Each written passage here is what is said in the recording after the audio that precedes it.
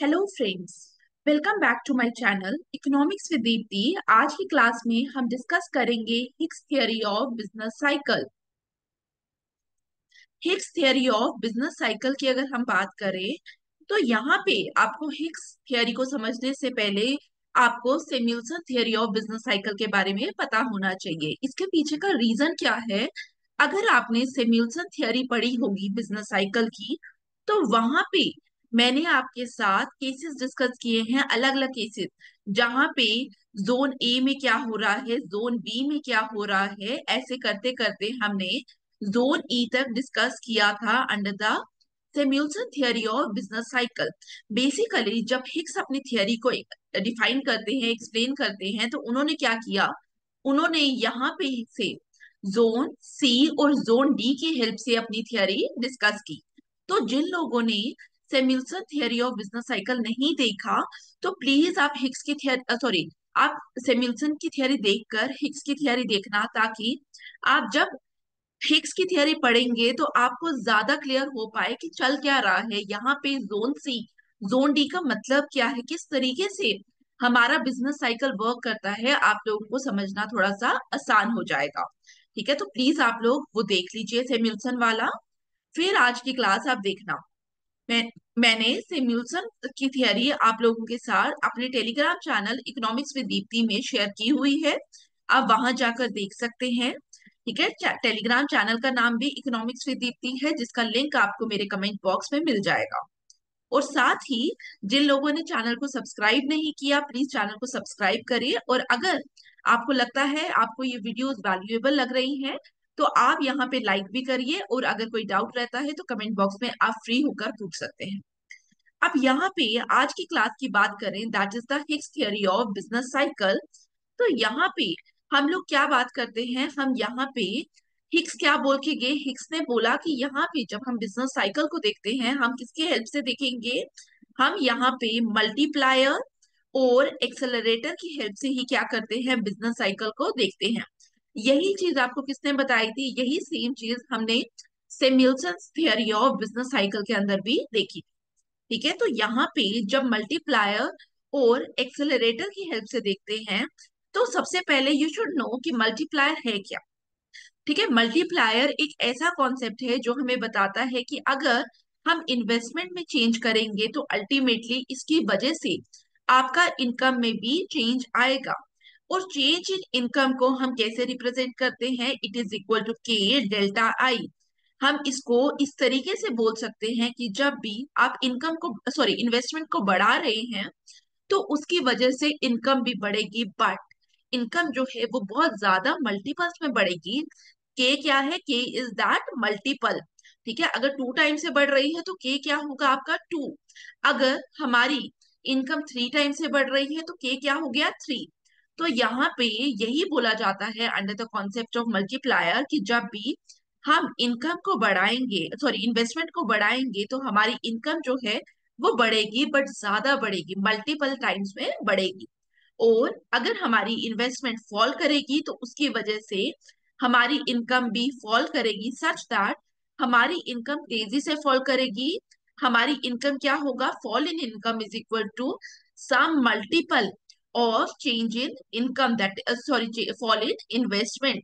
ठीक है, तो ये रिलेशन है जो हमें कौन बताता है? मल्टीप्लायर। अब कैपिटल आउटपुट रेशो, या जिसको हम क्या कहते हैं? एक्सेलरेटर, ये कॉन्सेप्ट हमें इसका रिवर्स बताता है। ये बोलता है कि जब भी आपकी इनकम बढ़ेगी तो आपका इन्वेस्टमेंट भी बढ़ेगा। इन्वेस्टमेंट कितने टाइम से बढ़ेगा? इन्वेस्टमेंट आपका बढ़ेगा म्यू डेल्टा वाई। ठीक है, तो यहाँ पे ये जो म्यू है ये क्या बता रहा है कि जब भी हमारी इनकम बढ़ती है, तो as a result of increase in income हमारी इन्वेस्टमेंट भी इकोनॉमी में बढ़ती है। और कितनी इन्वेस्टमेंट बढ़ती है? It is equal to mu delta Y. Mu is what? Mu is capital output ratio, या जिसको हम क्या बोल रहे हैं? एक्सेलरेटर बोल रहे हैं। तो हिग्स ने बेसिकली इसी चीज पे बात की। हिग्स ने बोला कि जब भी हमें बिजनेस साइकिल देखना है, तो हम बिजनेस साइकिल कैसे देखेंगे? हम बिजनेस साइकिल देखेंगे through the interaction of multiplier and accelerator. यहाँ पे हिक्स ने क्या किया, हिक्स ने एक पेपर के ऊपर, ठीक है, उनके पेपर का नाम क्या था, a contribution to the theory of trade cycle, to the theory of trade cycle. इन्होंने इस पेपर में एक पूरा बिजनेस साइकिल के ऊपर एक थियोरी लिखी, जिसमें इन्होंने क्या बोला कि बिजनेस साइकिल क्यों होते हैं। बिजनेस साइकिल के जो रीजन है that is the interaction between the multiplier and the accelerator. जब हमने सेम्युलसन की थियरी देखी थी तो मैंने आप लोगों के साथ 5 जोन्स डिस्कस की थी, zone A, B, C, D, E. हम लोगों ने वहां पे 5 जोन्स डिस्कस की थी। जिनको नहीं पता जोन्स कौन कौन सी थी वहां पे, आप लोग जाकर देख लीजिए। अब जब यहाँ पे हिक्स अपनी थियरी को एक्सप्लेन करते हैं तो उन्होंने कौन सी जोन्स पे फोकस किया, उन्होंने बोला कि जब भी हम बिजनेस साइकिल की बात करेंगे हम जोन सी और जोन डी पे बात करेंगे। जोन सी और जोन डी की अगर हम बात करें, आप लोगों को याद होगा सेम्युलसन थियरी में जोन सी वो जोन है जहां पे एमपीसी की वैल्यू क्या होती थी, हाई, और एक्सेलरेटर की वैल्यू भी क्या होती थी, हाई। मतलब बोथ एमपीसी एंड एक्सेलरेटर, या जिसको आप कैपिटल आउटपुट रेशियो कहते हो, उन दोनों की वैल्यू हमें हाई दिखाई देती थी जोन सी के अंदर। और जोन डी की अगर बात करें तो यहाँ पे भी वैल्यूज हाई थी, लेकिन यहाँ पे वैल्यूज बहुत ज्यादा हाई थी, वेरी हाई थी। ठीक है, यहाँ पे एमपीसी और म्यू की दोनों की वैल्यूज क्या थी, बहुत ज्यादा हाई वैल्यूज थी। तो यहाँ पे हिक्स ने ए, बी और ई केस को निग्लेक्ट किया। इन्होंने बोला कि जब भी हम बिजनेस साइकिल को देखेंगे तो हम किसकी बात करेंगे, हम जोन सी और जोन डी पे बात करेंगे rather than A, B and E zone में। क्लियर। तो सबसे पहले हम यहाँ पे इन दोनों जोन्स को बनाकर देखते हैं कि किस तरीके से हमारी जोन सी होती है और जोन डी होती है।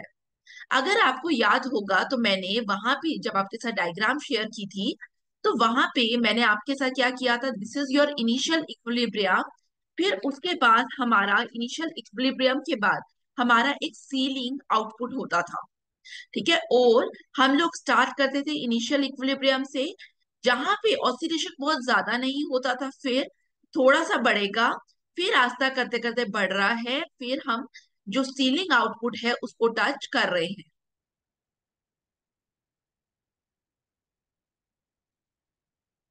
ठीक है, हम लोगों ने क्या किया, थोड़ा सा बढ़ा, फिर थोड़ा ज्यादा, फिर ऐसे करते हुए, याद आ रहा है, सीलिंग को क्रॉस नहीं करना है। ठीक है, तो यहाँ पे हम लोगों ने क्या बोला था, जोन सी हमारी वो स्टेज है जहां जिसको हम क्या कहते हैं, एक्सप्लोसिव स्टेज।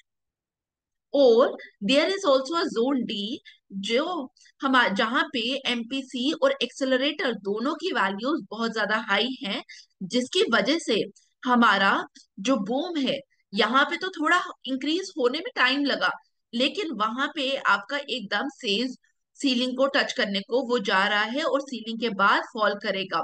तो यहाँ पे हम लोग क्या बोलते थे, बिजनेस साइकिल एक्सप्लोड होता था। तो हिट्स ने इन्हीं दो जोन्स की हेल्प से हमें बिजनेस साइकिल समझाने की कोशिश की। जब हिक्स समझाते हैं तो वो क्या बोलते हैं कि जो जोन डी है वो इन रियलिटी पॉसिबल नहीं है।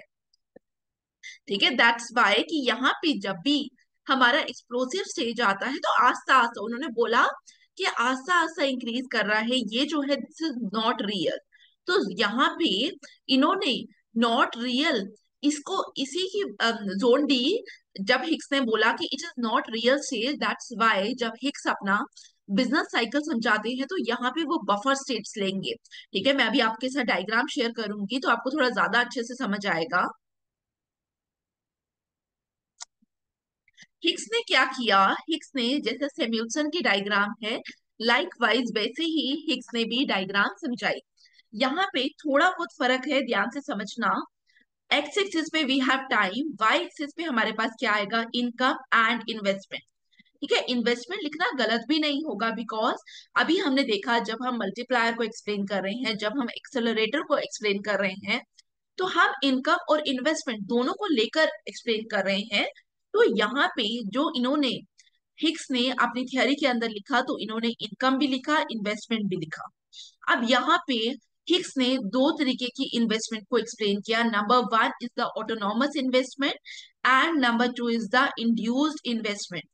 तो आप लोगों को भी एक बेसिक आइडिया होना चाहिए about autonomous investment and induced investment. Autonomous investment वो इन्वेस्टमेंट होती है that is independent of your income level. ठीक है, independent of income level. Independent of income level. Independent of income level का मतलब क्या है कि ये डायरेक्टली लिंक नहीं करती आपकी इनकम से या इकोनॉमिक एक्टिविटी से। फॉर एग्जाम्पल, अगर आपकी इकोनॉमी में इनकम बहुत ज्यादा नहीं है, डिप्रेशन स्टेज में है, तब भी आप देखते हैं कि गवर्नमेंट क्या करती है, गवर्नमेंट इंफ्रास्ट्रक्चर के ऊपर स्पेंड कर रही है, या काफी टाइम क्या होता है किसी की फैक्ट्री में अच्छा काम नहीं चल रहा बट वो R&D पे पैसा खर्च कर रहा है। तो यहाँ पे आपको इस तरीके से इन्वेस्टमेंट दिखती है, जैसे government spending on infrastructure, number two R&D में, या आपकी मशीन डिप्रिशिएट कर गई तब भी आप क्या करोगे, वहां पे भी आप इन्वेस्ट कर रहे हैं। ठीक है, तो यहाँ पे हम लोग क्या कहेंगे, बिजनेस रूटीन इन्वेस्टमेंट अगर आएगा तो that is a part of your autonomous investment. ठीक है, अब ऑटोनॉमस इन्वेस्टमेंट हमने क्या बोला, इनकम के ऊपर डिपेंड नहीं करती। तो आपको ये भी वहां से समझ आना चाहिए कि ऑटोनॉमस इन्वेस्टमेंट जो होती है that is relatively stable. Relatively stable. ठीक है, उसी तरीके से जब हम इंड्यूस इन्वेस्टमेंट की बात करेंगे तो इंड्यूस इन्वेस्टमेंट से आप लोग यहाँ से फर्स्ट पॉइंट बोल सकते हैं, ये इंडिपेंडेंट थी। तो ये इंड्यूस इन्वेस्टमेंट क्या है, it is highly influenced by your income level और economic activity, highly influenced by economic activity. अब इसमें मैं आपको समझाने की कोशिश करती हूँ एक एग्जाम्पल से। फॉर एग्जाम्पल, यहाँ पे बिजनेस के सॉरी मार्केट के अंदर, इकोनॉमी के अंदर बहुत ज्यादा बूम की स्टेज हमें दिखाई दे रही है। जब इकोनॉमी के अंदर हमें बूम की स्टेज दिखाई दे रही है तो उस समय क्या होता है, इकोनॉमी में बहुत ज्यादा डिमांड आ रही है। तो लोग अगर ज्यादा खर्च रहे हैं तो लोग, तो यहाँ पे बिजनेसमैन क्या करेगा, बिजनेसमैन ज्यादा इन्वेस्ट करेगा। उसने बेसिकली इन्वेस्ट क्यों किया इस समय, क्यों, क्योंकि उसको इकोनॉमिक प्रोस्पेक्ट्स जो है वो बहुत ज्यादा हाई दिख रहे हैं। उसको लग रहा है कि अगर मैं इन्वेस्ट करूंगा तो मेरी इनकम बढ़ने वाली है। दैट्स वाई यहाँ पे इन्वेस्टमेंट क्यों हो रही है, बिकॉज इकोनॉमिक एक्टिविटी के साथ डायरेक्ट लिंकेज आपको दिखाई देता है। यहाँ पे फॉर एग्जाम्पल इन्वेंट्री इन्वेस्टमेंट। ठीक है, आप लोग जो शॉपिंग करते हैं, फॉर एग्जाम्पल हम मिंत्रा से शॉपिंग कर रहे हैं, ठीक है, मैंने एक कुर्ते का ऑर्डर आज प्लेस किया तो मुझे वहां से कंफर्मेशन आ जाएगी विद इन 7 डेज मुझे डिलीवर हो जाएगा मेरे एरिया में। लेकिन अगर उनको वहां पे प्रिपेयर करना हो तो they need a lot of time, क्योंकि बहुत सारे ऑर्डर्स होंगे, बहुत सारा प्रोसेसिंग टाइम होगा। तो इस चीज से को अवॉइड करने के लिए वो लोग क्या करते हैं, इन्वेंट्री इन्वेस्टमेंट करते हैं अपने पास। ठीक है, क्योंकि इन्वेंट्री इन्वेस्टमेंट क्यों कर रहे हैं, बिकॉज उनको पता है कि इकोनॉमिक एक्टिविटी इस समय बहुत ज्यादा हाई है। दूसरा, अगर उनको लगता है कि डिमांड बहुत ज्यादा हाई है, किसी एंटरप्रेन्योर को लग रहा है कि demand is very high in the economy, तो वो क्या करेगा, वो न्यू फैक्ट्रीज डालेगा, न्यू इक्विपमेंट्स पे पैसा लगाएगा। तो दूसरा, न्यू फैक्ट्रीज एंड इक्विपमेंट्स। अब यहाँ पे हमने क्या बोला, autonomous investment is relatively stable, but induce investment की अगर बात करें जो आपका इकोनॉमिक एक्टिविटी पे डिपेंड है, इसका मतलब जब इकोनॉमिक एक्टिविटी राइज में है, जब लोगों के पास इनकम ज्यादा हो रही है, तो यहाँ पे क्या होगा, आप बीइंग एन एंटरप्रेन्योर आप क्या करेंगे, आप ज्यादा से ज्यादा इन्वेस्ट करेंगे। लेकिन जैसे ही आप इकोनॉमी के अंदर देखेंगे कि डिमांड जो है वो बहुत ज्यादा कम हो गई, इकोनॉमी स्लगिश हो गई, तो आप क्या करेंगे, आप इन्वेस्टमेंट को कम करेंगे। कौन सी इन्वेस्टमेंट को, इंड्यूस्ड इन्वेस्टमेंट को। तो इसका मतलब इट इज वोलाटाइल। ये क्या है, वोलाटाइल है, डिपेंड कर रहा है किसके ऊपर, इकोनॉमिक एक्टिविटी के ऊपर। ठीक है, और इसीलिए हम लोग क्या बोलते हैं कि जो इंड्यूस्ड इन्वेस्टमेंट है that is basically a reason for business cycle. याद रखना, क्लियर। जिन लोगों ने ये नहीं देखा ऑटोनॉमस एंड इंड्यूस्ड इन्वेस्टमेंट, ठीक है, आप आराम से 1 मिनट का पॉज लीजिए, आप वापस से देखिए अगर आपको थोड़ा सा डाउट आ रहा है। तो आप देखिए, it is very important concept जब भी आप मैक्रो इकोनॉमिक्स पढ़ते हैं स्पेशली। तो ऑटोनॉमस और इंड्यूस इन्वेस्टमेंट के बारे में आप लोगों को आराम से पता होना चाहिए। क्लियर यहाँ तक? ठीक है, अब मैं वापिस से हम आते हैं अपनी डायग्राम के ऊपर। ठीक है, यहाँ पे हमारी ये डायग्राम थी। मैंने आपको क्या बोला, यहाँ पे हिक्स ने क्या किया, इनकम, इन्वेस्टमेंट और टाइम को लिया एक्स एक्सिस में। ठीक है, यहाँ तक क्लियर होगा, आई होप आपको डाउट नहीं है। इन्होंने बोला regardless of the economic activity, यहाँ पे इकोनॉमी के अंदर एक टाइप ऑफ इन्वेस्टमेंट है that is known as autonomous investment. ये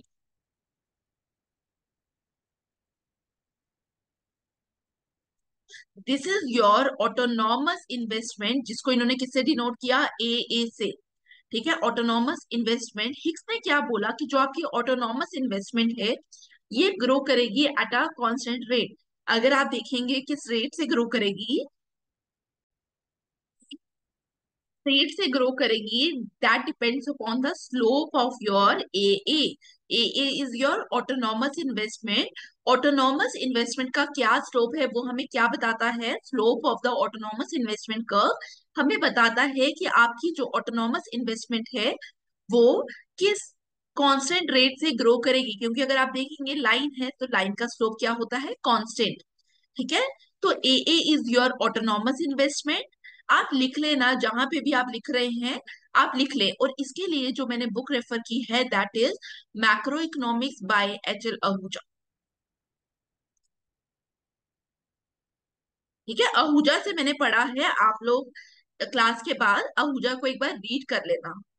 अब यहाँ पे ए इज द ऑटोनॉमस इन्वेस्टमेंट, और यहाँ पे ये किसकी बात करेंगे, ये आप बात करेंगे फ्लोर की, कि जो फ्लोर क्या है, floor is the minimum level of income. ठीक है, मिनिमम लेवल ऑफ इनकम जो इकोनॉमी के अंदर हमें दिखेगा। This is your floor. Floor को इन्होंने डिनोट किया एल से। और जो आपका एग्जिस्टिंग आउटपुट होगा हमें वो भी देखना पड़ेगा, और साथ में हमें क्या देखना पड़ेगा, हमें एक सीलिंग देखनी पड़ेगी। सीलिंग मतलब जो आपकी इकोनॉमी में जो मैक्सिमम लेवल है हम उसकी बात करेंगे यहाँ पे। ठीक है, दिस इज योर सीलिंग। ठीक है, this is your ceiling, C is your ceiling. Clear? तो हम लोगों ने यहाँ क्या देखा, आपके पास एक ऑटोनॉमस इन्वेस्टमेंट है जो regardless of your income level होगा। L is the floor level in the economy, C is the ceiling level in the economy. और एक इक्विलिब्रियम ग्रोथ पाथ भी होगा जिसपे आपका क्या होगा, with the help of MPC, with the help of आपका mu, that is your accelerator new. उन दोनों की इंटरेक्शन की वजह से क्या होगा, आपके पास एक इक्विलिब्रियम ग्रोथ पाथ आएगा जो हम लोग क्या बोलेंगे, this is your equilibrium growth path E. तो हिग्स की थ्योरी में हम लोगों को चार लाइंस बनानी है। नंबर वन ए जिसमें हमने क्या बोला, A is your autonomous level of investment. फिर एल हमारे पास क्या है, एल हमारे पास है फ्लोर, फ्लोर लाइन। ठीक है, फ्लोर लाइन। फिर हमारे पास सीसी क्या है, ceiling line. And E is your equilibrium path. अब यहाँ पे देखिए L that is the floor line. Floor line कौन सा लेवल है जिसके बिलो हमारा आउटपुट लेवल नहीं जाएगा। ठीक है, इससे नीचे हमारा आउटपुट नहीं जा सकता। सीसी क्या है, CC is the ceiling line जिसके ऊपर आपका आउटपुट लेवल नहीं जा सकता। ठीक है, क्लियर यहाँ तक? तो अब मैं आपको डायग्राम समझा सकती हूँ। देखिए, हम इक्विलिब्रियम पाथ में है, लेट से आप पी नॉट से अगर स्टार्ट करें, आप यहाँ करते करते करते करते आप बूम में पहुंचे। ठीक है, लेकिन बूम में पहुंचते पहुंचते यहाँ पे हम P1 P2 में कुछ टाइम तक रहेंगे। ठीक है, मैं अभी आपको रीजन बताऊंगी कि क्यों हम P1 P2 में कुछ टाइम तक रहे, हम एकदम से नीचे नहीं आ गए। ठीक है, मैं आपको अभी बताऊंगी कि एकदम से इस तरीके से क्यों नहीं आए हम। ठीक है, तो फिर यहाँ से करते करते आप डिप्रेशन फेज की तरफ जा रहे हो। जब आप डिप्रेशन फेज की तरफ जा रही हो तो आप फ्लोर लाइन पे भी रहोगे, और यहाँ पे भी आप एकदम से राइज नहीं करोगे। यहाँ पे भी क्या होगा, Q1 Q2, जहाँ पे आप कुछ टाइम तक रहोगे और उसके बाद आप वापिस से रूम की तरफ जा रहे हो। ठीक है, क्योंकि अगर एक्सप्लोर कर रहे होते तो हम इस तरीके से आते। ठीक है, मैंने आपको डायग्राम दिखाई थी, एक बार वापस दिखाऊंगी।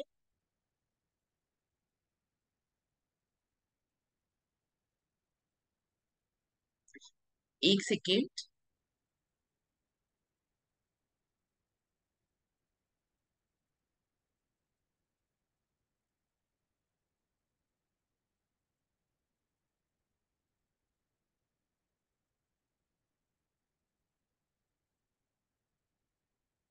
Just a second.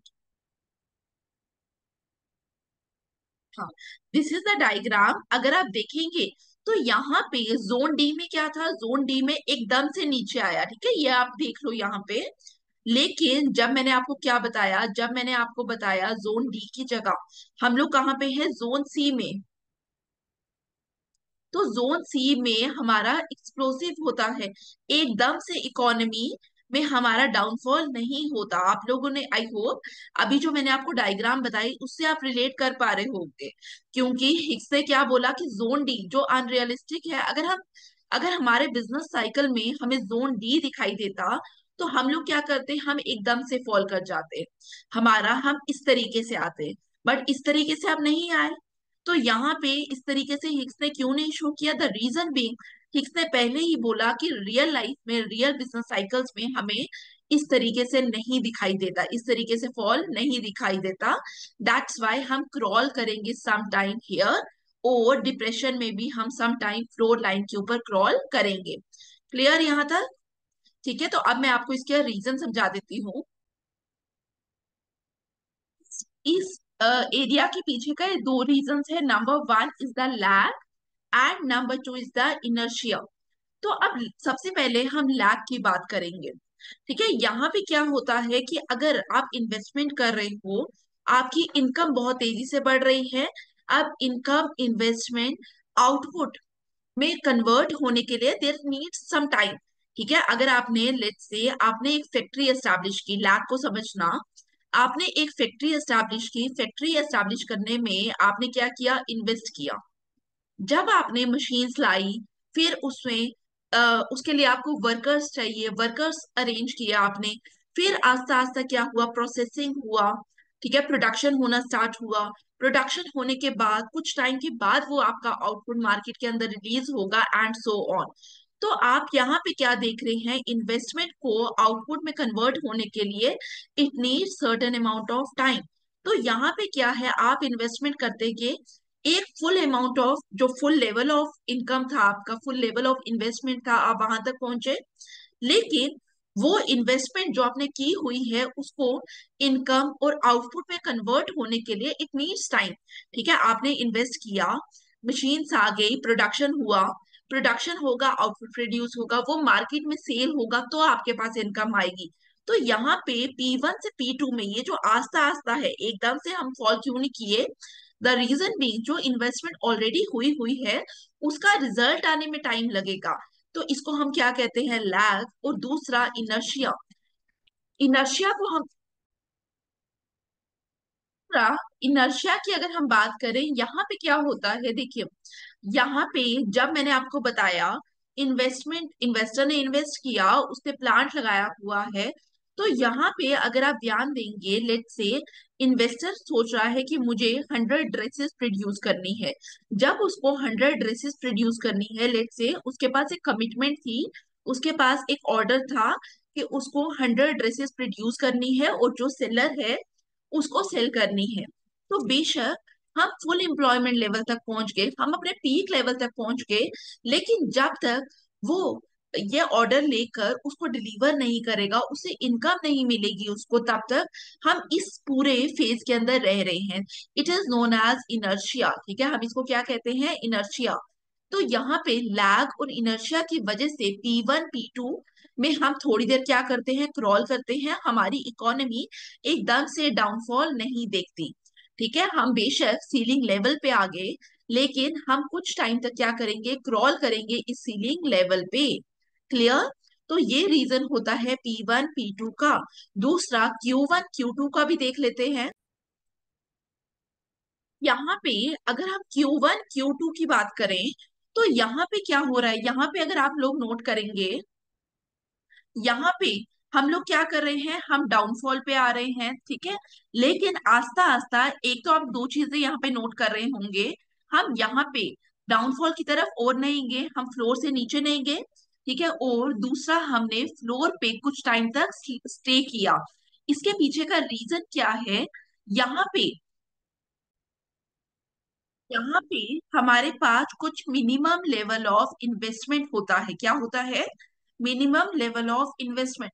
बेशक इकोनॉमी आपकी डिप्रेशन में है, लेकिन आपके पास कुछ मिनिमम लेवल ऑफ इन्वेस्टमेंट होगा, कुछ ऑटोनॉमस इन्वेस्टमेंट की फॉर्म में, कुछ अदरवाइज हमारे पास इन्वेस्टर्स का पैसा फंसा होगा मार्केट के अंदर, जिसको हम क्या कहते हैं, मिनिमम लेवल ऑफ इन्वेस्टमेंट।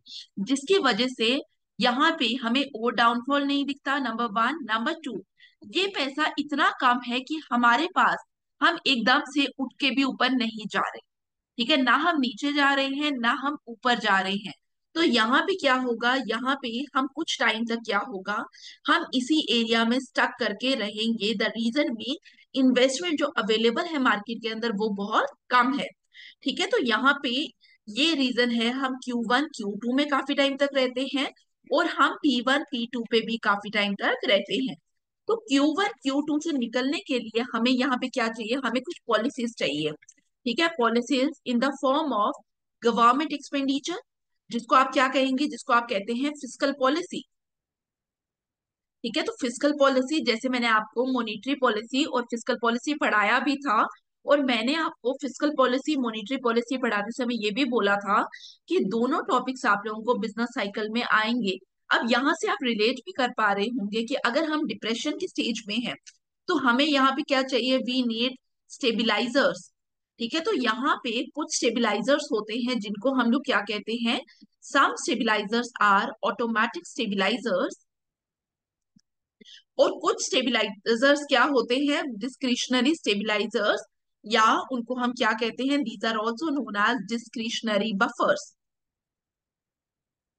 ठीक है। तो यहाँ पे अगर आपको एग्जांपल देनी है तो आप लोग आराम से मॉनेटरी एंड फिस्कल पॉलिसी की एग्जांपल दे सकते हैं, these are the automatic stabilisers, ठीक है। और डिस्क्रिशनरी की अगर हम बात करें तो कुछ स्पेसिफिक एरिया के अंदर, अगर government, for example government school के ऊपर इन्वेस्ट कर रहा है, ठीक है, तो यहाँ पे एक पर्टिकुलर सेगमेंट को टारगेट किया जाता है इन द डिस्क्रिशनरी बफर।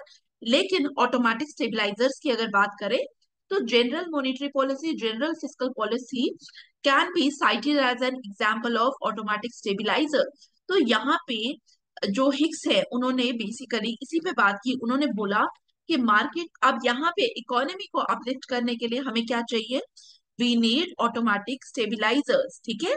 और उसी तरीके से मैंने आपको इन्फ्लेशन का भी समझाया था, क्योंकि जब आपकी इकोनॉमी फुल एम्प्लॉयमेंट में पहुंच गई, तो expenditure is equal to price into output, यही आपका एक्सपेंडिचर होता है। तो प्राइस इनटू आउटपुट, अब यहाँ पे आउटपुट आपका फुल एम्प्लॉयमेंट लेवल पे आ गया, अब क्या बचेगा, प्राइस इंक्रीज करेगा।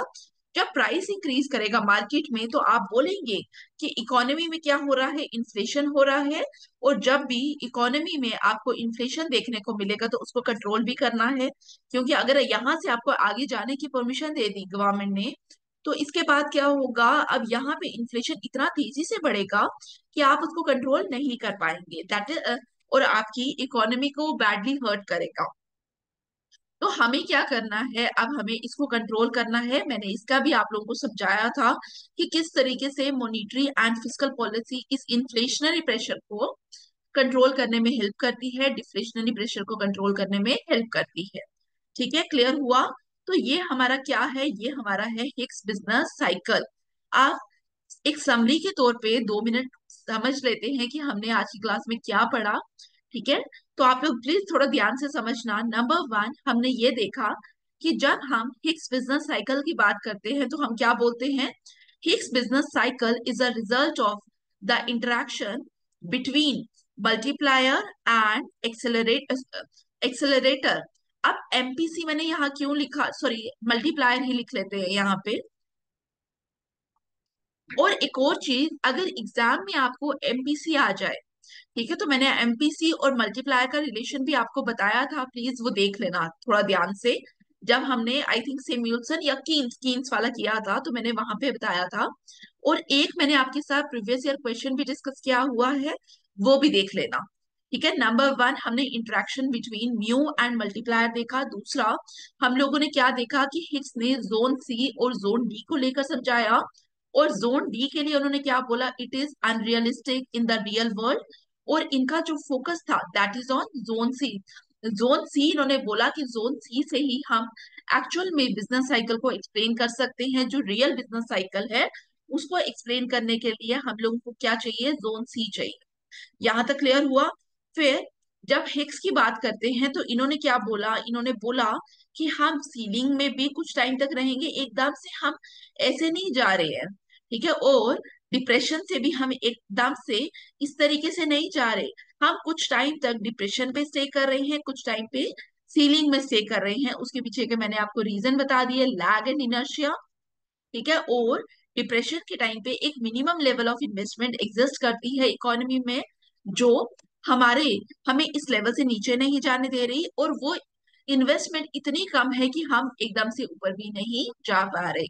तो ये है आपका Hicks cycle of business, Hicks theory of business cycle.